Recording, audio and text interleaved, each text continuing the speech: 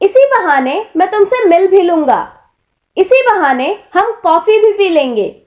इसी बहाने हम एक दूसरे को जान भी लेंगे। इसी बहाने मैं तुम्हारा घर भी देख लूंगा। इसी बहाने तुम अंग्रेजी भी सीख लोगे।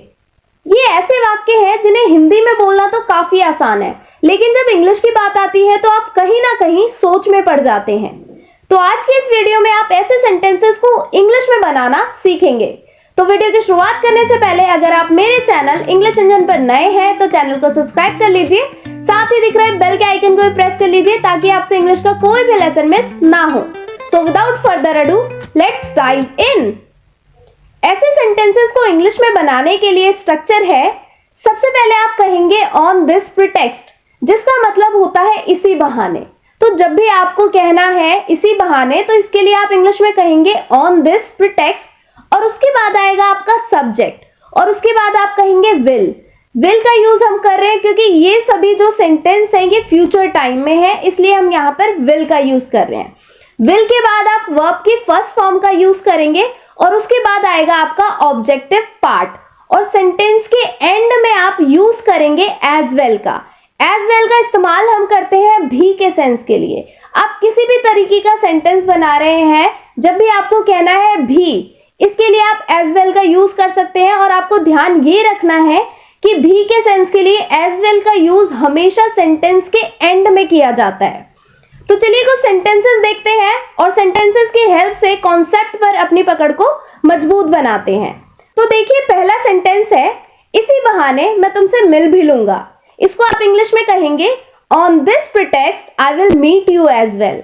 तो सबसे पहले आप कह रहे हैं ऑन दिस प्रिटेक्स्ट, इसी बहाने के लिए, और उसके बाद आएगा आपका सब्जेक्ट जो कि है आई, और उसके बाद आप कहेंगे विल, और विल के बाद आएगी आपकी वर्ब की फर्स्ट फॉर्म। वर्ब क्या है यहाँ पर? मिलना है, जिसे आप जानते हैं कहते हैं मीट।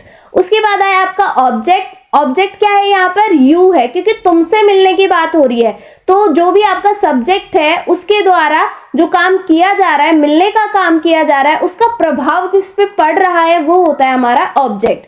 तो यू जो है आपका ऑब्जेक्ट है, और सेंटेंस के एंड में हम क्या यूज कर रहे हैं? एज वेल का। एज वेल का सेंस क्या है? भी के सेंस के लिए हम यहाँ पर एज वेल का यूज कर रहे हैं। तो आपका सेंटेंस क्या बन गया? इसी बहाने मैं तुमसे मिल भी लूंगा, यानी कि on this pretext I will meet you as well. Next sentence देखिए, इसी बहाने हम कॉफी भी पी लेंगे।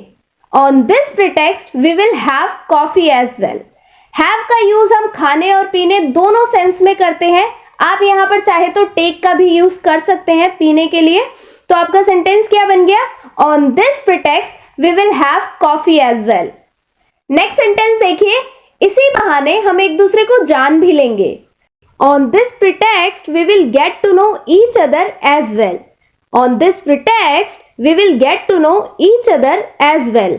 अगर आप भी कहना चाहते हैं तो आप एज वेल का यूज करिए, और अगर आप भी नहीं कहना चाहते हैं तो आप एज वेल का यूज मत करिए। नेक्स्ट देखिए, इसी बहाने मैं तुम्हारा घर भी देख लूंगा।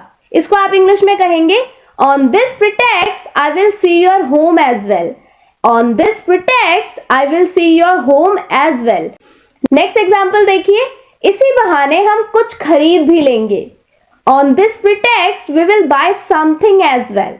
On this pretext we will buy something as well. इसी बहाने तुम अंग्रेजी भी सीख लोगे। इस सेंटेंस की इंग्लिश इस वीडियो के कमेंट्स में जरूर से लिखिए, और वीडियो पसंद आया है तो वीडियो को लाइक कर दीजिए, ज्यादा से ज्यादा वीडियो को शेयर कीजिए। मैं मिलूंगी आपसे नेक्स्ट वीडियो में, तब तक के लिए goodbye and take care.